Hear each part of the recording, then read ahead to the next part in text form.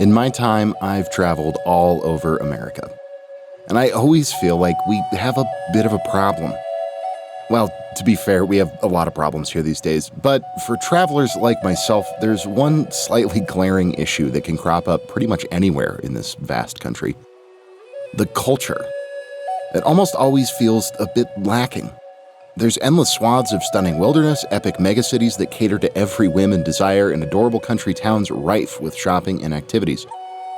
But when it comes to culture, real, honest, authentic culture, your average U.S. city tends to fall short.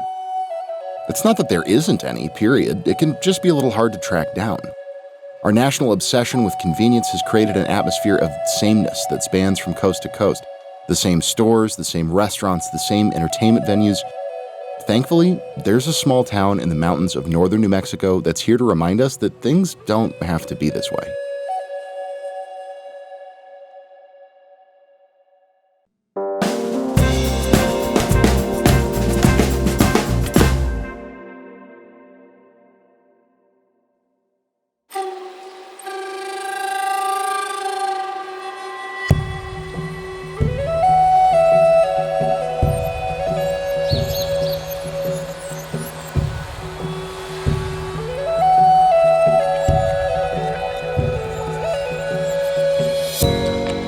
Welcome to what is without a doubt one of the most interesting and ruggedly beautiful places anywhere in North America, Taos, New Mexico. Sitting in a vast valley surrounded by the breathtaking Sangre de Cristo mountain range, Taos is quintessentially Southwest. Around 6,000 unique and artistic souls call this place home. And unique and artistic are two words that most definitely apply to the vibe here. Taos is home to hundreds of studios, galleries, and museums, large and small. Painting, sculpture, pottery, jewelry, music, all forms of art are revered here with a passion scarcely found anywhere else in the country or the world. Some of America's most legendary artists have settled in Taos throughout the years, finding endless inspiration in the starkly rustic landscape and warm, friendly people. Just outside the town is the Taos Pueblo, a Native American heritage site that was settled nearly 1,000 years ago and stands as one of the oldest continuously inhabited communities in the U.S.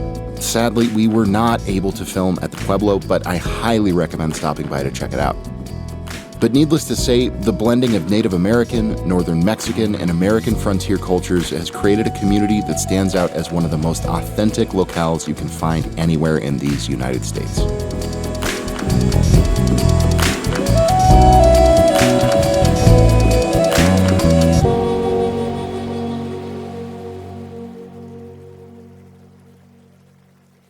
We'll start our journey where almost anyone would, lodging.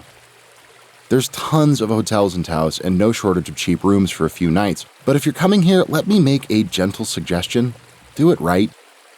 Skip the Motel 6 and head out to the countryside just west of town. Find a place like this, Casa Gallina. This stunning artisan inn is a perfect distillation of everything that makes Taos great.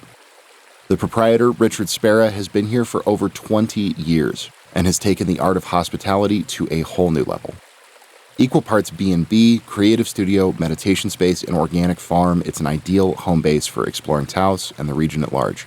The small casitas are filled with locally made art and furniture, and Richard has a knack for swinging by with homegrown goodies at just the right time. You can sample the fruits of the many hand-tended gardens, pose yoga by the stream, or contemplate your existence in the meditation hutch. There's also chickens to feed and fire pits to be enjoyed. Or you can just sit and breathe in the desert air under the branches of the old willow tree out front. It's all up to you.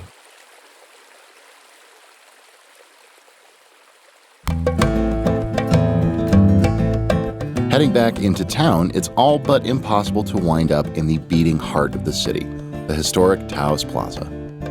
It's the main tourist draw within the town itself, and one of the many things that makes this place so distinctive.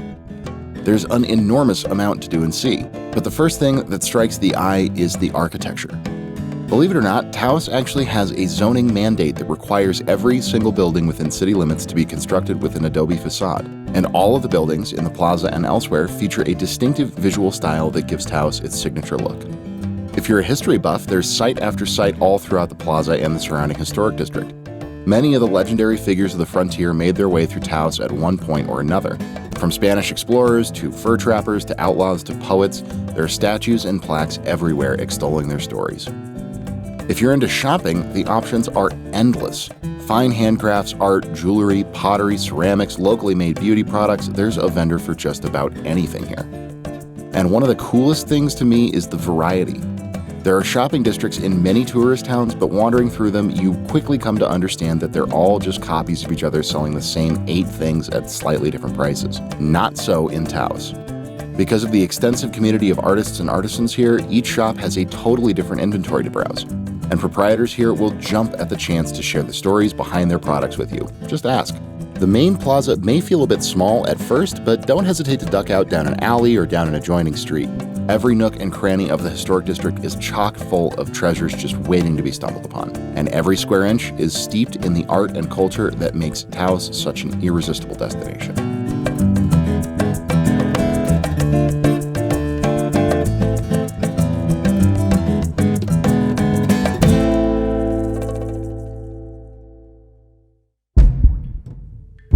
I'll admit, I've never been a history guy. All the dates, facts, and figures tend to muddle together in my brain. But being in Taos seemed to help me overcome this problem. History takes on a palpable air here. One of the town's biggest draws comes from the dozens of amazing museums. Taos Art Museum at Fetchin House, the Millicent Rogers Museum, Hacienda de los Martinez, they all give you unique and interesting perspectives on Taos' storied past. But my personal favorite was the Carson House. It's not the most expansive or diverse exhibit, but what drew me to it most was the story of the man whose life is represented here. Born in 1809, Christopher Kit Carson is one of the most legendary figures of the Old West. His fascinating life took him from mountain man to scout to army general and so much more. At the end of his life, he retired right here in Taos alongside his third wife, Josefa, to peacefully live out the rest of his days in this very building. The museum that now inhabits his former home serves as a quiet but powerful testament to a man who is nothing short of a true architect of the westward expansion of America. Walking through the small rooms takes you back in time to the days of the frontier. A myriad of personal belongings, photographs, letters, and artifacts from throughout Kit's life are artfully displayed within the home's classic New Mexican architecture. It's a simple but rustic exhibition that gives you an intimate look into the life of a Wild West legend. Afterwards, you can take a short walk north to the Kit Carson Memorial Park, which features a quiet and beautiful cemetery as well as Kit and Josefa's final resting place. It's definitely worth an hour or two of your time.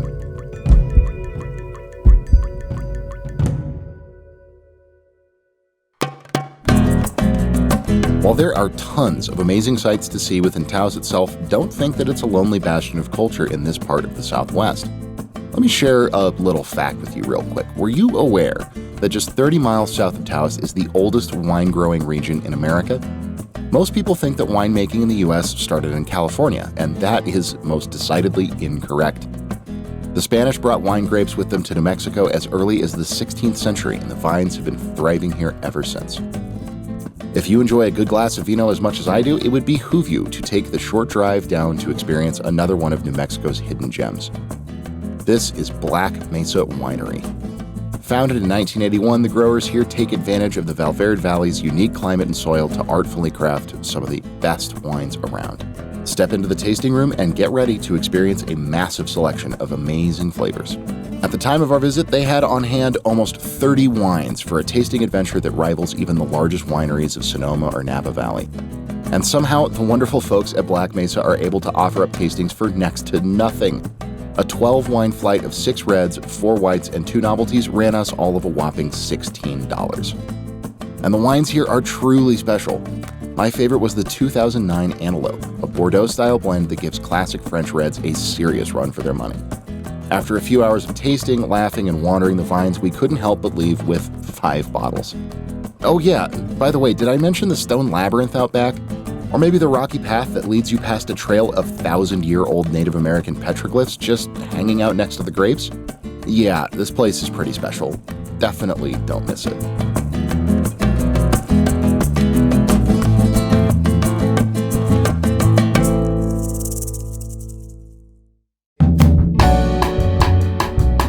When you come come to a town that is such a crossroads of culture, one thing you're pretty much guaranteed to find is great food. And Taos is absolutely no exception. I find that in melting pots like this, the local cuisine is often a fusion of the best elements of all the different ingredients that pass through. And with such a knack for thoughtful artistry, Taosian food is... Wait, Taosian. Is that a word? Taosian? Taosite? I don't know. In any case, the food here is an incredible blend of Mexican heat and technique, native sustainability, and classic American hardiness. New Mexico is also home to one of the great culinary treasures of the U.S., the Hatch green chili. Mix these elements together and get ready to do a delicious. Pretty much every spot we went to in town was great. The Gorge, located in Taos Plaza, serves up modern American fare with a Southwest twist. I particularly enjoyed the polenta sticks with green chili aioli. Our pick for breakfast is Bear Claw Cafe, just a few blocks north of the plaza. Everything here is simple and locally sourced. Their organic coffee was definitely a highlight, and they also tossed out one of the most delicious omelets I've ever had. But the place that really stole our hearts was a bit further out from Taos proper. And let me tell you, this place is worthy of a journey here in and of itself. Welcome to the Love Apple. It's an odd name, admittedly, but step across their humble threshold and prepare yourself for a dining experience that can only be described as pure magic. Housed in a tiny historic church just a few miles north of downtown, the Love Apple is Taos in a nutshell. Over 90% of the items served on their menu are sourced locally and totally sustainably. The chefs here aren't afraid to pursue culinary excellence with a sense of ruthless passion and artistic integrity. Sitting outside on their adorable whitewashed patio, our meal started with handmade cornbread served with exotic butters alongside a half bottle of Gruet sparkling wine. Then came endives with bacon and capers, followed by a profoundly smooth and savory cremini bisque topped with tarragon creme fraiche. As the evening progressed and the sun set, the change in lighting complemented the arrival of our mains. Grass-fed ribeye with king bullet mushrooms and roasted garlic for me, and a house-made tamale with a Walken-style mole and a fried egg for my partner. Absolutely flawless. We rounded our meal out with a beautiful and totally unique honey pignon tart with house-made whipped cream. I realize I'm just fawning at this point in our film, but seriously, this place is incredible. If you've seen anything else on our channel, you'll know I'm a serious foodie, and the Love Apple is among the best restaurants I've ever been to. The ambiance, the service, the food, the feeling of local authenticity. These things blend to form a meal you won't be forgetting anytime soon. It's an absolute must for any serious gourmand visiting this high desert town.